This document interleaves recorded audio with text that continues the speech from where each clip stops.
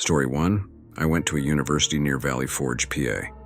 It used to be a POW camp and a military hospital before the college bought the entire property for $1 in the 1960s. Since there are only 3 universities near Valley Forge, PA, it will not be hard to deduce which college it was, lol. Anyways, there was a rumor that underground tunnels and all sorts of stuff were left abandoned in the abandoned sections of the college. Sure enough, it was true. We found a tunnel hatch under our carpet in our dorm room, 2 hatches on the first floor.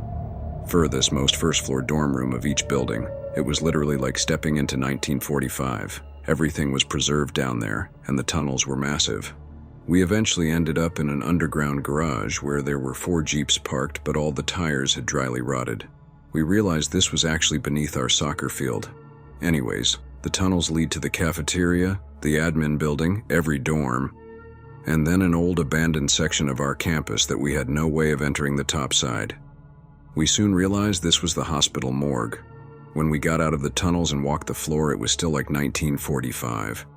All the hospital beds were still there, the surgical curtains were still there. Hell, even the tools, like the scalpel, saw, pliers, etc., were still on their trays. It was like everyone all of a sudden up and left and nothing had been moved since then. The morgue still had its slabs, and sometimes we would dare each other to slide in there for some time. But yeah, it was an urban legend on campus until 3 of us decided to risk expulsion to see if it was true. And it was. Story 2. Freddy Krueger is based on a real story. Hear me out. There's a small ethnic group local to Southeast Asia, the Hmong people. They've been oppressed for years by various countries, so they fought with the US during the Vietnam Civil War. As you know, we lost, and the North Vietnamese were gearing up to kill the Hmong people who had fought for the Southern Vietnamese. So, the US airlifted a bunch of Hmong families to the US, primarily in California and Minnesota. One of the recent immigrants was a young man. He was perfectly healthy but suddenly died in his sleep. No one knew how he died. It's guessed it was a heart attack, but an autopsy wasn't done. This sent panic throughout the community. There is a Hmong legend of a spirit that enters your dreams and kills you. Hmong people were terrified. They were also in a new community without access to some old traditions to protect them. Young men started staying awake, trying to avoid the monster. They downed caffeine. They were scared enough that it caused stress to their hearts, and they died. Eventually, 117 men died from Hmong sleeping sickness. Story 3. There's this road called Whippoorwill. It's either haunted or is a nesting ground for KKK, other creepy local cults. There are several articles about it on the internet. Anyway, I and 2 friends drove there at the night, and a big white Bronco came out of nowhere behind us with huge LED lights and tried to drive us off the road. A very narrow dirt road surrounded by dense trees. They were on our ass like making us speed. A big hill came in the road. It's about a mile long and you should be going slow. When we went over the top, the Bronco stayed behind and disappeared. It was intense. I figure they were patrolling for a cult clan meeting. But there is some truth to that urban legend. That's a fact. Story 4. I went to school in a very well-to-do area, so of course there was nothing seriously wrong with murderers. But one story from elementary school stands out here. There were rumors that our school had a basement under the gym floor that contained torture equipment. People described it as racks, whips, chains, etc. This was, of course, denied by absolutely everyone at the school, and of course parents. Besides, our single-story school was built in the 1920s. How could it have a basement? Kids, of course, doubted the denial. If you jumped pretty hard on the gym floor, it sounded hollow. When I was in 5th grade, someone brought in a disposable camera and snuck away to the gym when nobody was using it during the lunch break. This was in the 1990s, so not much teacher supervision. A week later, he came back with the developed photos. They were blurry, grainy, and not good at all because he was 10, but it was still enough. What was seen was shocking. The legends were true. There was a basement under the gym floor. Inside the gym storage room, there was a door to a boiler room, and inside the boiler room, there was a staircase that led to a basement. Inside the basement, there was what appeared, to us kids at least, to be torture equipment.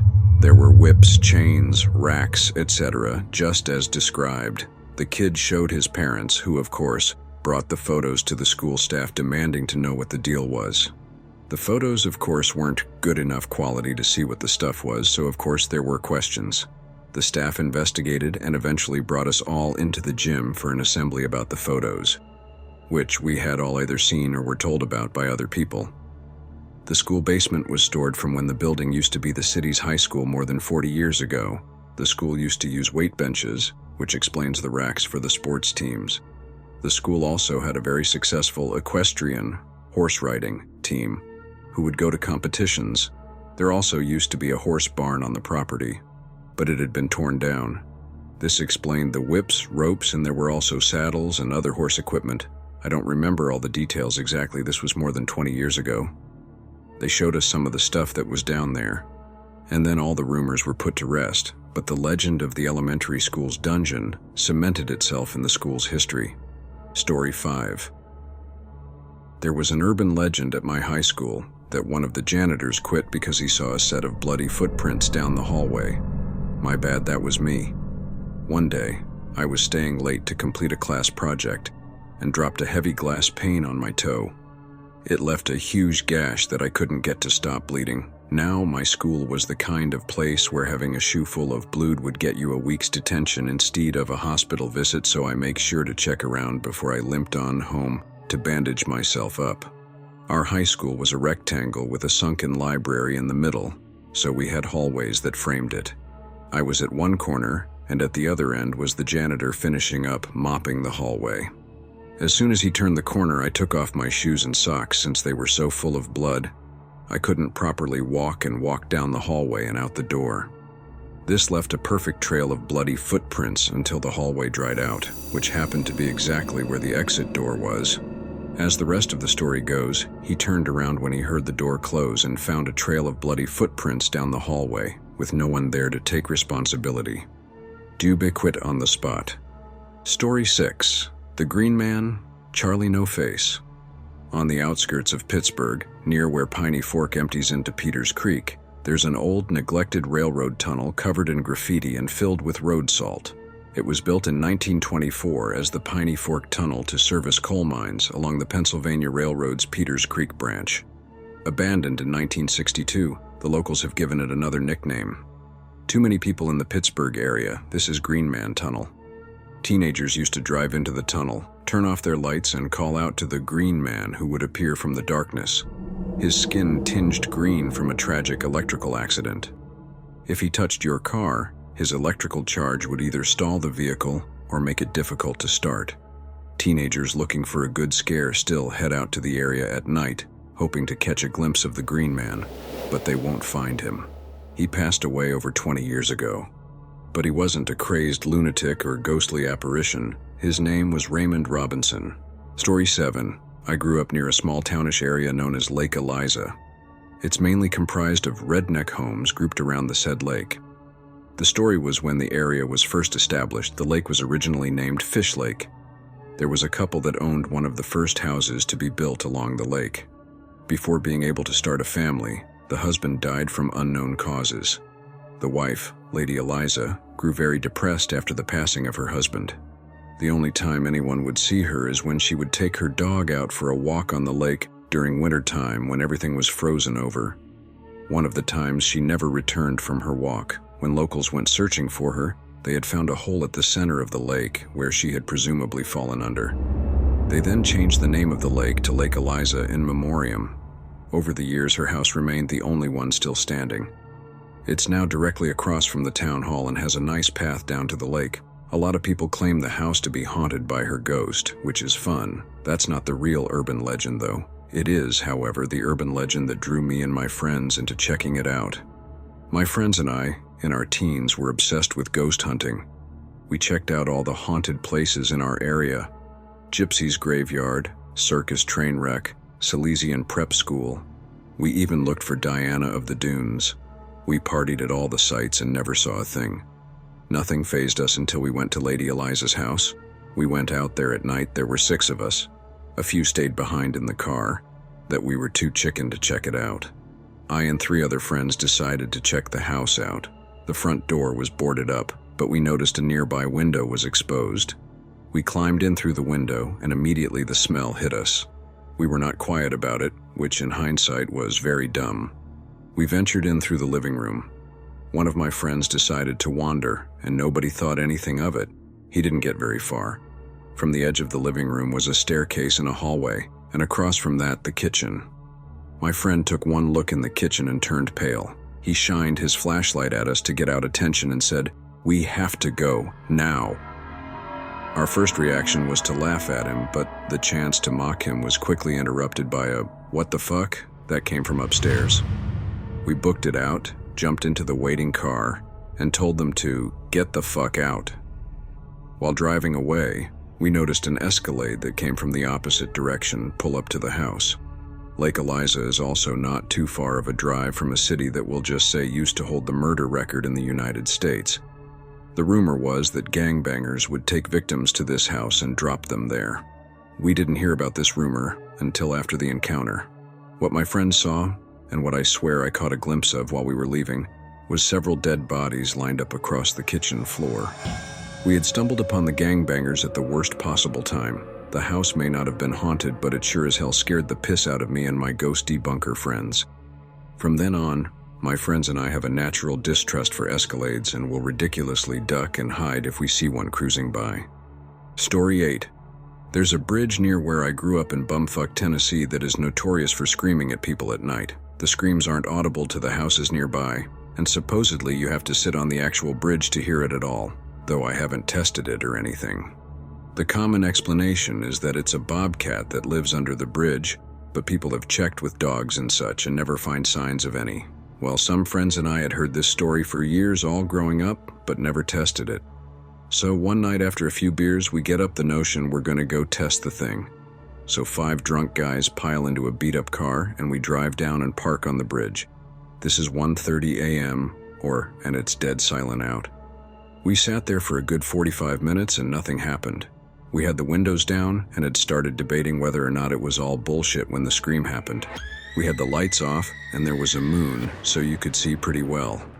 And therefore sure wasn't anything outside the car, but it was fucking loud. And it sounded just like a woman with particularly powerful lungs, having her skin ripped off right outside the window, on the rear passenger side that faced off the edge of the bridge. Now I've heard bobcats in heat while hunting, and they do like a scream, scream, scream kind of thing. It's hard to describe, but they do it in little repeating bursts. This was a good 3 to 4 second extended scream at incredible volume. We tore out of there like a demon was chasing us. A couple of miles down the road, we finally stopped and processed what happened. My adrenaline was going so badly, and I was so scared I was just shaking uncontrollably. One of my friends had pissed himself, which I'd never seen anyone do. One friend immediately left the car and vomited. To give what I think was a good frame of reference to how terrifying this was, my friend whose car we were in wasn't even mad at the friend that pissed all over his seat. It was insane. To this day, I have no explanation for it. Story 9. I don't think this is a well-known urban legend, or if it's considered one, but one of my best friends went to college up in eastern Ohio and claimed that there was this back road out in the woods mountains where really weird things would happen to your car. I was up there visiting one weekend and we decided to go get some snacks and drinks. Some of our other friends came with us. This was probably 1 a.m. or so. On the way back, we made a detour to go drive on the road my friend had told us about. We were driving along for almost the entire length of this road and nothing had happened. Then, right as we pull it up to the stop sign at the end of the road to head back, the engine shut off. All the interior lights came on and the doors slid open. It was a Ford minivan. Naturally, we were freaking out, but after we calmed down a bit, we decided to loop back and try it again. After doing this twice, we discovered that it would only happen if the vehicle came to a complete stop. If we did a slow and go at the stop sign, nothing happened.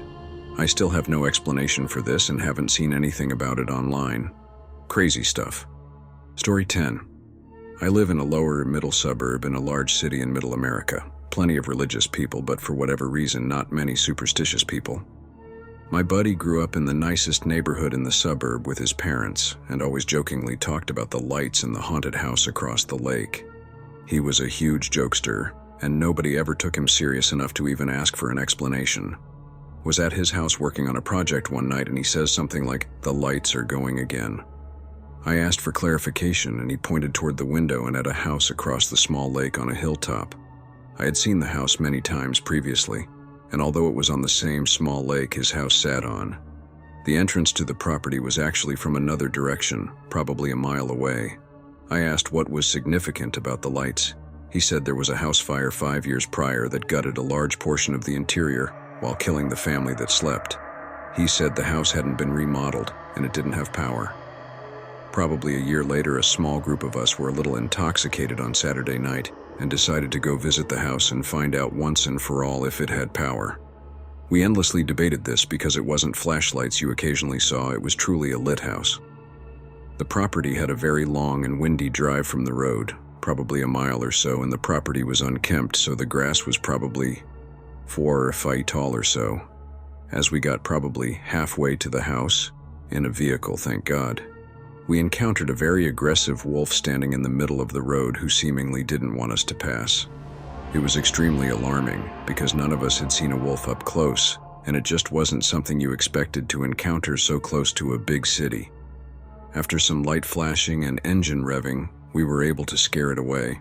We arrived at the house, which was completely trashed and unkept, without further incident. The home had been broken into previously because the door hung from its hinges and was easy to push aside. The inside was incredibly creepy because not only was it an abandoned house, but was just as it had been when the fire swept through. And we all knew the inhabitants had died feet from where we were standing. We looked around for a bit and then remembered our original mission, power. We gathered around what appeared to be an undamaged switch and mostly undamaged part of the home. We flipped the switch and nothing. Immediately we all made eye contact because we were all feeling the same thing. The best way to describe it was an ice-cold wave of dread and almost hatred ran over all of us. It was almost a repulsed feeling, and we felt that we shouldn't be there. Without hesitation, we walked to the door and left. I'm not superstitious or anything like that, not even religious. But there was something in that house, and it didn't want us there.